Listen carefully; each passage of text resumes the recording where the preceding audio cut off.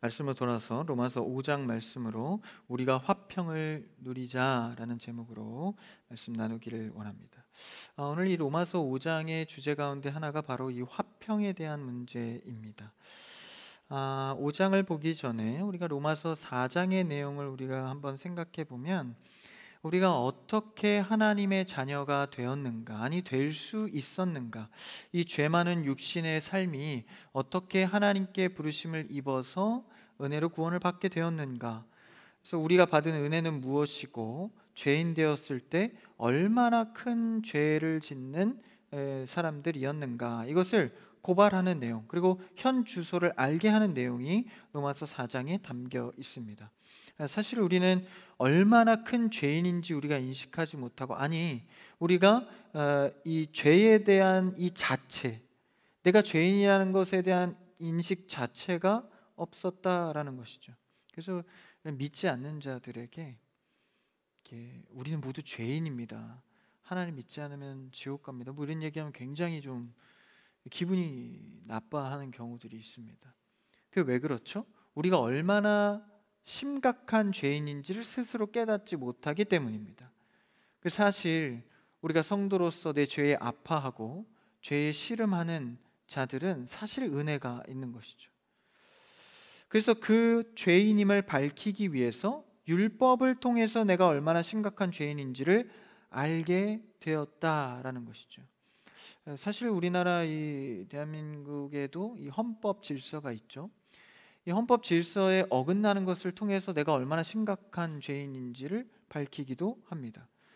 그러니까 우리 안에는 의인은 없나니 하나도 없어서 율법 외에, 그러니까 의인은 율법으로 구원을 받지만 의인이 하나도 없다고 고발을 해요. 그러므로 율법 외에 한 다른 의가 나타났는데, 그것이 바로 하나님의 아들 예수 그리스도다라는 것이죠. 그 의가 우리에게 나타나서 구원에 이르게 하였다라는 것이죠. 그것을 이제 우리에게 칭의라고 해서 법정적 선언으로 우리는 죄인이어서 의롭다함을 받을 수 없는데 대신 그리스도를 통해서 의롭다함을 받았습니다. 칭의죠. 이렇게 법정적 선언을 얻게 되죠. 그러니까 법정적 선언으로 우리가 죄에서 벗어나 구원받은 백성을 하나님께 부름받았는데, 그 다음 하나님의 사람답게 살아가는 다음 문제가 남아 있었다라는 것이죠. 성도가 성도다워져 가는 삶, 다른 파트로 이제 넘어간 겁니다. 그것이 바로 오늘 5장에서 그 부분을 다루고 있는 것입니다. 그러니까 우리가 이제 하나님의 자녀로 선언이 됐으면 이제 그에 걸맞게 살아가야 하는 것이죠. 근데 여기서 중요한 이 맹점이 하나 있는데, 그러면 우리가 그에 걸맞게 노력하며 살아가야 하는 것인가 라는 지점이 있습니다. 여러분, 우리는 새 사람으로서 노력해가는 사람이 아니라 새 사람의 정체성을 계속해서 확정해가는 사람입니다. 그러니까 은혜와 정체성이 충만하면 내가 그런 사람으로 변화되어져 가는 것이죠. 여러분, 가까운 친구나 가족도 다 친한 건 아니에요. 친한 가족 가까운 사람들하고 많이 어울리다 보면 그를 어떻게 되죠? 닮아가게 됩니다. 제가 지금은 많이 고쳤는데, 한때 이제 완장리라는 용인 시골에 살 때는 담임 목사님하고 친했어요. 항상 시골집에서 둘이 있었는데 말투가 자꾸 닮아가는 거예요. 60대 말투로. 그러니까 제가 막 그래요 뭐 이렇게 하는 걸 보고 좀 어색하게. 그러니까 이제 제가 그걸 원한 건 아니지만 그냥 그렇게 닮아갔다라는 거예요. 성도도 하나님 앞에 부르심을 입어서 법정적으로 선언되면 그에 걸맞는 새 사람으로 닮아가고 변화되어진다라는 것이죠. 주 안에 거할 때 여러분, 주님의 성품을 닮아가고 하나님의 성도로 변화되어져 가기를 축복합니다. 그래서 여러분, 노력하는 게 아니에요. 인간의 노력은 이 바람에 날리는 겨와 같습니다. 작심삼일이라 그러죠. 요새는 그 말도 무색해요. 작심 3시간 이 정도. 아무리 작심해도 잘 안 되는, 특히 청년의 때에 더 허무감을 많이 느끼곤 합니다. 그럴 때 우리는 항상 성도로서 내가 어떤 위치에 있었고 어떤 은혜를 받아서 내가 지금 어떻게 살아가야 하는지에 대한 근본적인 정체성을 회복하셔야 됩니다. 그래서 청년의 때에 게으름도 떠나가고 무지함도 떠나가고 적극적이고 활발하게 새 생명으로 살아가는 청년 되시기를 축복합니다. 살아 있어야 됩니다. 복음이 주는 자유함과 믿음이 주는 평안함 속에서 성도로서 진취적으로 힘있게 살아가는 것이죠. 그렇게 선언받은, 법정적으로 의롭다 선언받은 우리가 그러면 이제 어떻게 성도다워질 수 있는가? 우리가 어느 날 갑자기 예수 그리스도의 은혜를 만나서 이 육신의 한계, 죄에 부딪혀 살 때 예수 그리스도로 승리해 살아가게 되죠. 그런데 이 죄의 모습이 얼마나 우리에게 익숙합니까? 더 편하죠. 죄를 짓고 싶지 않은데도 자꾸 짓는 이유는 이 몸이 땡기기 때문에 그래요. 땡기기 때문에. 여러분, 이 식탐이라 그러죠. 내가 맛있게 먹은 거는 시간이 지나면 또 땡기잖아요. 이게 나는 그러고 싶지 않아도 몸이 당기는 거거든요. 그러니까 아무리 우리가 의롭다고 칭함을 받아도 이 육신의 몸을 입고 있기 때문에 몸이 구미가 당기는 게 있다라는, 그게 바로 죄다라는 거죠. 그래서 우리가 의롭다함을 받았지만 내 몸이 익숙해하고 몸에 잘 맞고 몸이 더 편해하는 것은 죄성입니다. 그래서 의의 사람의 옷을 입은 자로서 자꾸 이것을 육의 습관을 떼어내야 하는 것이죠. 죄를 기억하는 육의 습관들, 하나님의 자녀로 이미 선언되고 확정되었지만 잘 안 되는 것들, 그러면 그것을 하나님의 자녀가 어떻게 극복하고 그렇게 되어져 가야 하는지 말씀을 통해 살피기 원하는데, 한번 1절을 읽어볼까요? 5장 1절 시작. 우리 주 예수 그리스도로 말미암아 하나님과 화평을 누리자. 4장의 내용을 1절에서 정리하고 있죠. 초반절이 그렇습니다. 그러므로 앞의 내용을 받아서 우리가 믿음으로 의롭다 하심을 받았다. 앞서 제가 4장의 내용을 설명한 부분이죠. 믿음으로 의롭다 하심을 받았다. 우리의 노력이나 행위나 열심을 통해서 내 안에 있는 어떤 의를 통해서 된 것이 아니라 하나님께서 선물로 주신 믿음을 통해서 내가 의롭다함을 받게 되었다. 여러분, 우리는 의롭다함을 받은 자들입니다. 할렐루야. 내 의가 없는 거예요. 내 공로가 없는 겁니다. 내가 아무리 잘나고 잘할 수 있고 은사가 있다 하더라도 주님께서 주셔야 할 수 있다는 것이죠. 그것을 받았으니 그 다음 뭐죠? 우리 주 예수 그리스도로 말미암아 받은 거예요. 그것으로 말미암아 하나님과 화평을 누리자. 여기서 권면하는 것은 화평을 누리자라는 거예요. 우리가 남아있는 대목은 화평의 주제를 갖고 누린다라는 것입니다. 그러니까 내가 생성해낸 게 아니고 그리스도를 통해서 주어진 것이기 때문에 우리는 누리는 일만 남았다라는 것이죠. 그러면서 꺼내든 주제가 바로 화평입니다. 샬롬이죠. 에이레네. 예수님께서 이 땅에 오신 이유는 우리에게 화평을 주시기 위함입니다. 우리에게 그것을 주시려고 이 땅 가운데에서 죽으신 것이죠. 하늘엔 영광이요 땅에는 하나님을 믿는 자, 기뻐하는 자들 안에서의 화평입니다. 그를 믿는 자들 안에서 화평을 누리게 되는 것이죠. 그러니까 이것은 세상이 줄 수 없고 세상과 구분되어 있는 화평입니다. 우리가 전도하는 이유가 뭐예요? 그곳에서는 화평을 얻을 수 없기 때문에, 거기엔 길이 없기 때문에 이쪽 길로 들어오십시오. 그러면 세상에 겪고 있던 외로움, 내 마음의 공허함, 이런 것들을 채울 수 있는 길, 다시 말하면 화평을 얻을 수 있습니다 라고 전도하는 것이죠. 예수님께서 말씀하시죠. 우리에게 평안을 주러 왔다. 내가 너희에게 평화를 끼치노니 내가 너희에게 주는 평안은 세상과 같지 아니하다. 여러분, 세상이 주는 평안이 아니라 그리스도를 통하여서 받게 되는 근본적인 평화가 여러분에게 회복되기를 축복합니다. 이게 왜 중요하냐면, 여러분, 이 평화가 회복돼야 내 삶의 모든 전반의 부분의 평안을 누릴 수 있는 겁니다. 여러분, 아무리 내 삶이 평탄하다 할지라도 한 가지 문제에서 평안의 문제가 걸리면 이게 다 힘들어져요. 직장도 문제가 없고, 돈도 이만하면 꽤 있고, 앞길도 정해져 있고, 가정도 있고, 굉장히 많은 것들을 누리고 있는 것 같아요. 근데 삶에서 어떤 한 사람하고 관계가 무너지면 그것만큼 속 썩는 게 없습니다. 그렇죠? 여러분도 경험해 보시죠. 그럴 때는 아무리 맛있는 걸 먹어도, 아무리 돈이 많아도 이 화평이 깨지면 내 삶의 밸런스가 다 무너집니다. 제가 이 장이 좀 안 좋은 편입니다. 태생적으로. 그래서 장 관리를 해보려 해도 잘 안 돼요. 근데 이게 기복이 있거든요. 이 시즌 B 시즌이 있는데 제 장 상태는 요새 B 시즌입니다. 자꾸 뭐 먹으러 가자고 하지 마세요. 집밥 먹어야 돼. 이 장이 불편하면요, 하루 종일 불편합니다. 뭐 먹기도 부담스럽고 안 먹기도 부담스럽고. 그러니까 장이 불편하면 생각도 굉장히 어두워져요. 막 힘드니까. 그래서 여러 가지 균형이 무너지거든요. 제가 잘 압니다. 그리고 우리의 생체 리듬도 뭐 하나만 불편해도 온몸이 불편하고 심지어는 정신까지도 힘들어지는데, 하물며 우린 영적인 사람으로서 내 안에 평안을 지키지 못하면 여러 영역에서 어려움이 오는 겁니다. 여러분, 학업의 문제, 직장의 문제. 사실 이제 부모님들이 그런 잔소리 어릴 때 많이 하시죠. 공부 지금 할 수 있는 게 은혜야. 할 수 있을 때 해. 들리지도 않았어요.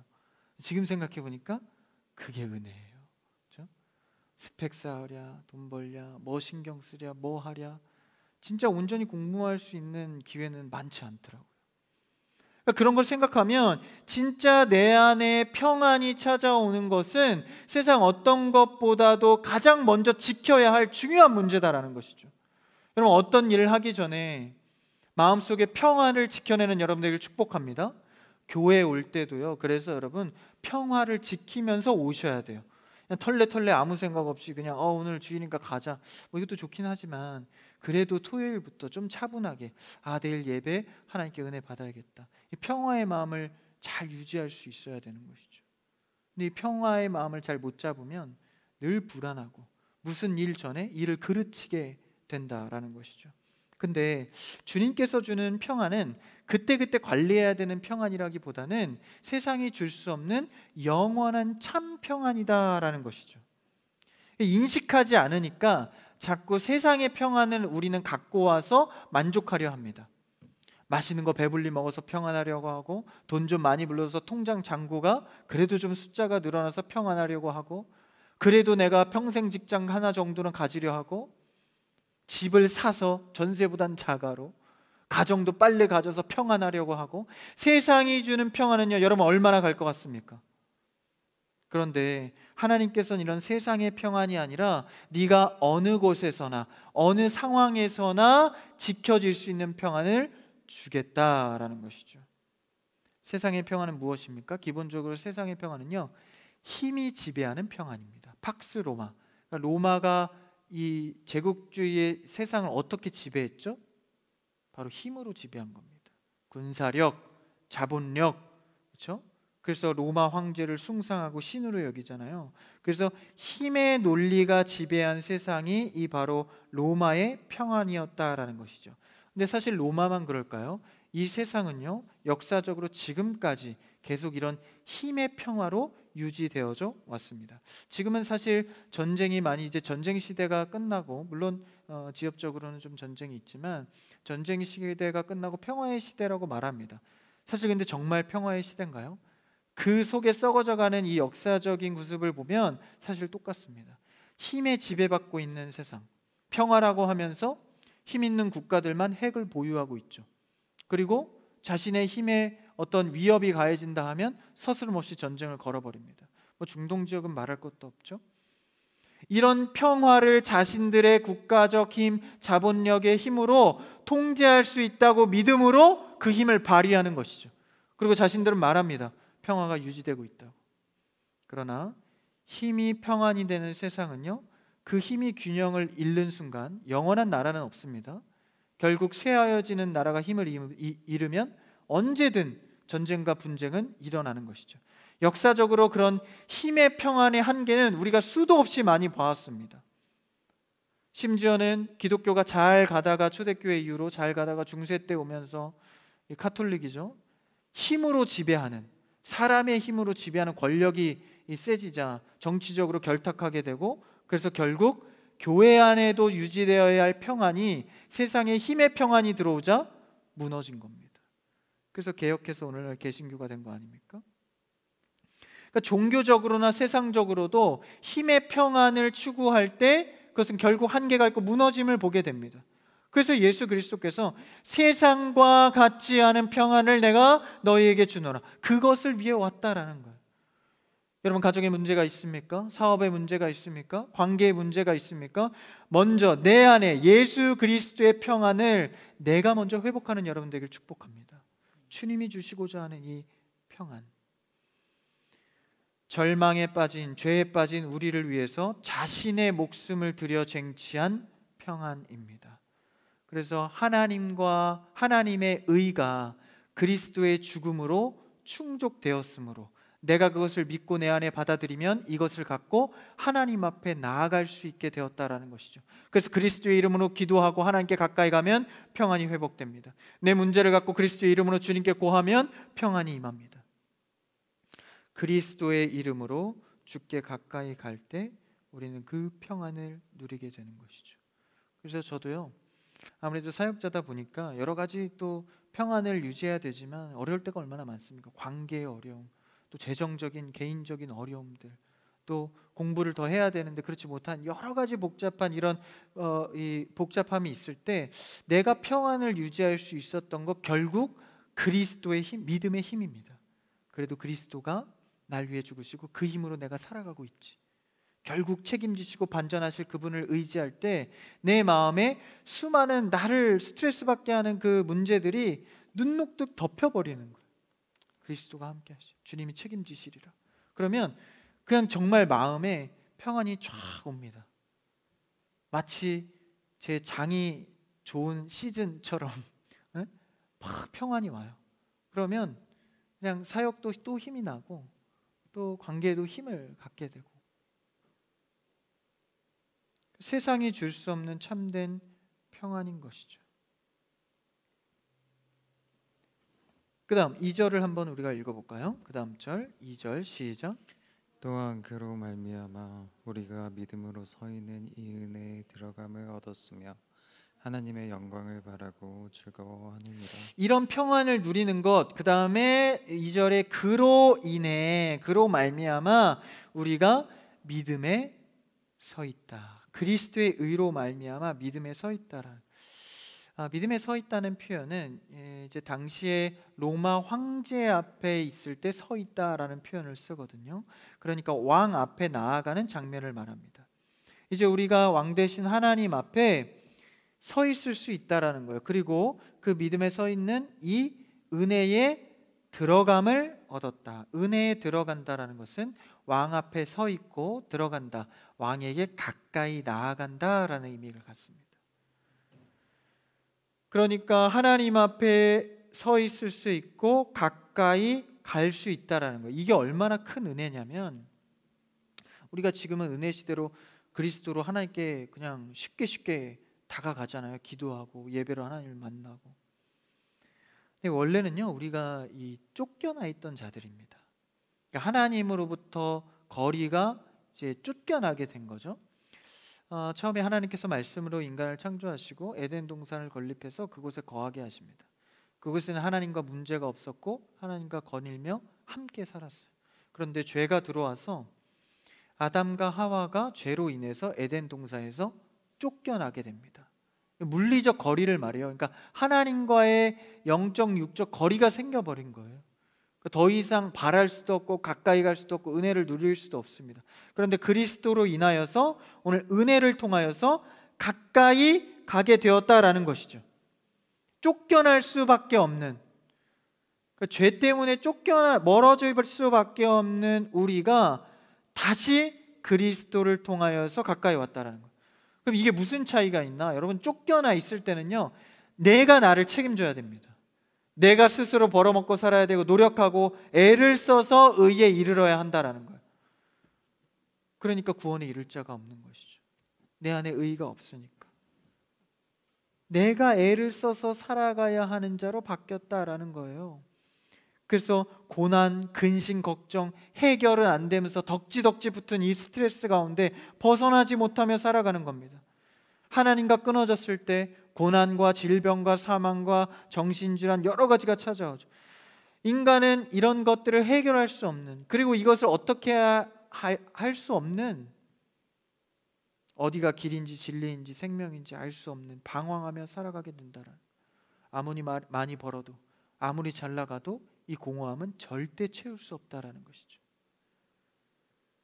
그래서 스스로 노력하는 삶, 그러나 그때 일방적인 은혜로 우리를 죄인의 자리에 머물러 있게 하지 않으시고 그리스도가 십자가의 죽으심으로 하나님의 의를 충족시켜서 우리를 끌어다가 생명의 자리로 놓았다라는 것이죠. 그 자가 이 사랑을 날마다 깊이 깊이 말씀으로 깨달아가면 그 마음에 화평이 더해진다라는 사실입니다. 이게 성경의 원리입니다. 여러분, 그리스도가 깊어지면 화평이 깊어지는 줄 믿습니다. 따라오는 거예요. 따라 1+1. 그리스도를 알면 평화가 찾아오는 거예요. 그래서 여러분, 힘들고 어려울 때는요, 그냥 신약 성경 읽으세요. 그리스도가 날 위해 무엇을 하셨나. 사복음서, 요한복음 읽으세요. 요한복음 계속 읽으세요. 그리스도를 알면 평안이 찾아옵니다. 야, 내가 왜 이런 걸로 근심하고 있었지? 주님 주신 이 평안 가운데 하나님이 일하시리라. 믿음으로 나아가는 것이죠. 그래서 율법이 우리를 그리스도에게로 인도하는 초등 선생이 되어서 율법을 통해서 내가 죄인이구나, 그리스도를 통해 화평을 얻을 수 있구나, 계속 그리스도를 바라보게 하는 것입니다. 하나님과 원수 되었을 때 그리스도의 관계로 회복되어 하나님의 전에 이르르게 한다라는 것이죠. 그러니까 우리가 원래 이렇게 비유하자면 왕실에 살았던 자들이에요. 여러분이 왕족입니다. 사실 모르셨죠? 어디가 왕족이죠? 전주이신가? 가문들이 있잖아요. 우리가 그 왕족 출신이었다는 거예요. 원래 아담과 하와 때부터 왕실에 살았던, 그죠? 하나님이 지으신 왕궁에 살았거든요. 믿질 않으시는데 네. 그런데 쫓겨났어, 그렇죠? 쫓겨났는데 이제 다시 그리스도를 통해 우리를 왕실에 부르신 겁니다. 이제 그렇게 되면 어떻게 될까요? 이제 그 왕자와 거지 얘기인가? 그거 아시죠? 이제 거지로 살았다가 왕자로 이렇게 불러서 왕궁에 갖다 놓으면 신발장에서 자요. 침대에서 자라 그래도 난 여기가 편해 이러거든요. 그러니까 우리가 하나님께서 그 큰 은혜와 사랑 가운데 불러놨는데, 난 그래도 죄가 편해, 이게 너무 불편해, 뭐 하지 마라, 왜 이렇게 하지 말란 게 많아 교회는. 그냥 주일날 예배만 드리면서 나 하고 싶은 대로 할래. 그래서 자꾸 이게, 죄송합니다, 거지처럼 죄에 자꾸 신발장에서 잔단 말이에요. 신발장에서 주무시지 마시고 하나님이 마련해 놓으신 왕실의 침대에서 주무시는 여러분들을 축복합니다. 죄에 자꾸 익숙하니까 그게 편하긴 편해요, 그죠? 그런데 하나님께서 예비하여 놓으신 우리의 원래 자리로 돌아오라라는 것이죠. 그럴 때 뭐가 임합니까? 화평을 누린다. 그게 화평을 누리는 거다라는 거예요. 하나님의 풍성한 은혜 속에서 참된 평안을 누려가시기를 축복합니다. 그러면서 2절 후반에 그렇게 은혜를 들어가서 얻었는데 하나님의 영광을 바라고 즐거워한다. 하나님의 영광은 무엇일까요? 여러분, 하나님의 영광은요, 우리가 하나님 앞에서 구원받은 것이 하나님의 영광입니다. 다시 말해 하나님의 자랑이에요. 그러니까 우리가 하나님께 부름받아서 자녀답게 살아가는 것이 그분께 영광이 된다라는 거예요. 다시 말해 그분이 좋아하신다라는 거예요. 여러분이 죄와 멀어지고 성도답게 살아가면요, 하나님이 그 영광 받으시는 거예요. 여러분이 대단하게 취업 성공하고 대학 잘 가고 인생 잘 돼서 하나님 영광 올려드릴게요. 삶은 여전히 자녀가 아닌데, 신발장에서 자고 있는데 뭔 영광을 올려드려요? 하나님 그런 영광 바라시지 않습니다. 누가 원했습니까? 누가 세상의 부귀영화 누리면서 그 영광 나한테 올리라고 누가 그랬습니까? 성경은 그렇게 가르치지 않습니다. 그냥 내 입장에서 그냥 그렇게 드리려고 하는 것이죠. 여러분, 하나님의 영광은요, 내가 주의 자녀답게 살아갈 때 영광을 드리는 겁니다. 주님, 오늘도 제가 말씀 있고 적용해서 승리했어요. 내가 오늘 예배 준비해서 이렇게 정성으로 예배 드렸어요. 여러분, 이런 영광을 왜 안 올려드립니까? 하나님이 원하시는 영광은요, 우리가 자녀답게 평안 가운데 거하는 영광입니다. 그래서 그 영광을 바라라. 주의 성도답게 살아가는 것을 바라라. 그리고 즐거워한다. 그것을 즐거워하는 거예요. 여러분, 하나님의 자랑이 되시기를 주님의 이름으로 축복합니다. 심지어는 우리 교회 청년부에 한 우리 자랑 자매 얼마나 그 영광의 그 이름이 참 잘 지신 것 같아요. 다시 말하면 그 자매 이름은요, 하나님의 영광이다라는 거예요. 부담스러우실 것 같은데 하여튼 그렇다는 거예요. 해석하자면 하나님은 이런 사랑의 자녀들을 세우기 위해서 우리를 2절 끝에 부르셨다라는 거예요. 우리를 믿음에 서 있게 하고 은혜에 들어가게 하셨다. 이 영광을 위해서. 그러니까요, 그냥 이 땅에 와서 그냥 그저 그렇게 살아가는 영혼은 하나도 없습니다. 하나님이 부르셨다면 그 영광과 생명을 걸고 얻은 성도다라는 거예요. 여러분이요, 주의 영광을 위해 얻은 성도다라는 거예요. 하나님이 가만두시겠습니까? 그냥 그런 인생 없다는 거예요. 그래서 내 인생은 좀 보잘것없고 좀 잘하는 것도 없고, 보통 청소년기 때 그런 생각 많이 하죠. 난 잘하는 것도 없고 공부도 좀 안 되는 것 같고 은사도 없는 것 같고 집안 백도 좀 안 되는 것 같고. 근데 여러분, 그것 때문에 평화를 잃지 마십시오. 하나님은요, 여러분을 하나님의 영광을 걸고 부르셨다라는 거예요. 그럼 기대를 하십시오. 소망을 하십시오. 하나님의 주의 이름을 영광을 걸고 날 부르셨는데 하나님이 만들어 가시리라. 그래서 뭐 하래요? 즐거워하라라는 것입니다. 그의 영광을 생각할 때 하나님이 나를 부르심에 이유가 있고 내가 그 길을 가리라. 즐거워하는 거죠. 이런 마음과 뜻이 있어도요, 실력이 없으면 되지 않습니다. 그러나 하나님은 마음과 뜻도 있거니와 실력이 있는 분입니다. 우리를 불렀다면 실력 있는 하나님이 불렀으니 우리를 하나님의 자녀답게 만들어 가신다라는 것이죠. 아니요, 이미 이루셨다는 거예요. 미래 완료이기 때문에 우리가 시간의 완배에 따라 사실 기다리기만 하면 얻게 되는 은혜이죠. 그래서 우리는 하나님의 이 영광을 바라면서 자랑스럽게 살아가는 담대한 하나님의 자녀가 되어야 합니다. 전능하신 그분 앞에 그의 영광을 바라며 자랑하고 즐거워하는 것. 아브라함도요, 굉장히 많이 부족했죠.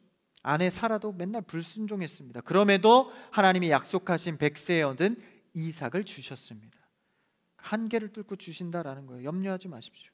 그러니 우리는 어떻게 해야 돼요? 3절 4절 읽어볼까요? 한 번에 3, 4절 띄워주세요. 시작. 다만 이뿐 아니라 우리가 환난 중에도 즐거워하나니 이는 환난은 인내를, 인내는 연단을, 연단은 소망을 이루는 줄 알미로다. 이 말씀을 듣고 나니까 이 3, 4절 말씀이 좀 다르게 보입니다. 환난 중에도 즐거워하나니 하나님의 영광을 바랄 때, 그렇죠? 그리고 그게 어떻게 됩니까? 그 과정이 환난이 있지만 결국은 인내와 연단을 통해서 하나님께서 나를 작정해서 부르신 그 영광의 소망을 반드시 이루신다라는 거예요. 여러분, 하나님은 여러분에 대한 계획과 기대가 있습니다. 그것을 반드시 이루신다라는 거예요. 그런 이런 환난과 인내의 과정이 있으니 이것을 알고 잘 기다려라라는 것이죠. 여러분, 우리는 부끄러운 구원을 얻을 수가 있습니다. 그러니 이런 환난과 인내의 과정 속에서 소망을 갖고 기다리시고 그리스도의 때에 따라서 하나님과 신앙생활, 평화의 신앙생활을 하기를 바랍니다.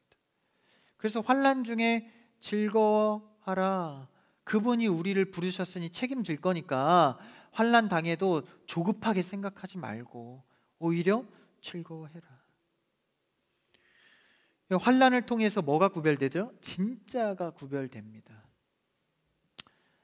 불이 났는데 뭐 내 물건 다 챙기게 생겼어요? 불이 나면 뭐부터 챙깁니까? 생명, 그렇죠? 가족, 나, 생명 챙기는 거예요. 뭐 그때는 뭐 옷이 중요합니까? 벌거벗고라도 그냥 나오는 거예요. 불이 났는데. 환난 가운데 있으면 가장 중요한 걸 깨닫게 되는 거예요.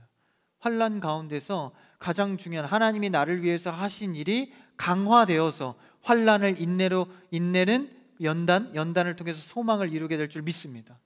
기다리는 거죠. 진짜가 뭔지 보이기 때문입니다. 그래서 때로는요, 이 환난이 내가 마음이 연약해지고, 보통 이제 그 병들거나 늙거나 이런 마음이 약해지잖아요. 그래서 여러분 주변이나 가족 중에 부모님들이 병들거나 늙으면 긍휼히 여기세요. 마음이 약해지거든요. 그러더라고요. 그러니까 마음이 약해질 때 사실 그때 이 환난이거든요. 그때 가장 뭘 많이 발견해요? 진짜 중요한 걸 발견하게 되잖아요. 그래서 전도할 때 나이 많으신 분들 전도하기가 쉬워요. 영적으로 마음이 연약해 가난해져 있거든요. 그리고 죽음과 가깝잖아요. 그러니까 우리가 환난을 만날 때 진짜 중요한 게 뭔지를 발견하게 되는 것이죠. 그래서 인내를 통해 연단을 만든다. 연단은요, 흔들리지 않는 겁니다. 이 방황이 사라지는 거예요. 연단 정도 될 정도 되면 여기가 안전할까 저기가 안전할까 헤매지 않습니다. 결국 우리는 하나님 안에서 흔들리지 않는 자리로 자리매김하는 것이죠. 여러분, 여호와께 피하는 자가 복이 있도다. 할렐루야. 이제 세상의 어떤 길보다도 하나님께 피하여서 이런 환난과 인내, 도망의 과정을 통해서 진짜 피난처가 어디인가 알게 되는 거예요. 여호와가 나의 피난처 돼서 내가 그 복을, 그 소망을 누리게 되는 것이죠. 그렇다면 강도사님, 인내와 연단, 환난 이런 것만 있는 게 정말 신앙생활이란 말입니까? 너무 힘듭니다. 그래서 성경에서는 5절 6절에서 이렇게 전합니다. 5절 6절 한번 읽어볼까요? 시작. 소망이 우리를 부끄럽게 하지 아니함은 우리에게 주신 성령으로 말미암아 하나님의 사랑이 우리 마음에 부은 바 됨이니 우리가 아직 연약할 때 기약대로 그리스도께서 경건하지 않은 자를 위하여 죽으셨도다. 이 험한 길을 홀로 가게 하지 않으셨다. 예수 그리스도는 우리를 위해서 죽으셨고, 그리고 그 죽음을 통하여서 성령 하나님이 우리에게 5절에 보니까 찾아오신다. 그래서 그리스도를 알게 하고 깨닫게 한다라는 거예요. 그러니까 우리가 평안을 얻기 위해서는 그리스도를 알아야 되는데, 깊이 나아가야 되는데, 그 알게 하는 과정마저도 인내와 연단과 환난이 있는데, 그 과정마저도 성령님이 해주신다라는 거예요. 여러분, 오늘 성령을 의지하여서 그리스도를 통한 화평이 다 회복되시기를 축복합니다. 혼자 힘으로 사는 게 아닙니다. 내 곁에 친구 하나 없고 내가 믿을 만한 이 하나 없다 할지라도 성령이 나를 도우시니 그 힘으로 살아간다라는 것입니다. 성령의 힘으로 살아가십시오. 여러분, 성령의 힘으로 살아가면 힘이 덜 들어요. 안 든다고는 못하겠어요? 우리 육신에 옷이 있으니까. 근데 덜 들어요. 덜 들어요인가? 덜 들어요. 쉽게 갈 수 있는 겁니다. 인내의 과정도 연단의 과정도 우리가 성령을 의지하여 소망 가운데 나아가시기를 바랍니다. 우리의 노력이 아닙니다. 우리의 의와 힘이 아닙니다. 성령이 붙들어 주셔서 역사해 주시면 그리스도를 알게 하시고. 여러분들 로마서 많이 읽으세요. 그리고 로마서 읽으시고 요한복음 읽으시고, 그래서 우리가 주 안에서의 참된 화평을 누리셔서 불안은 떠나가고 막막한 미래는 떠나가고 내 안에 가득 채운 참된 그리스도의 화평으로 가득하시기를 주님의 이름으로 축복합니다.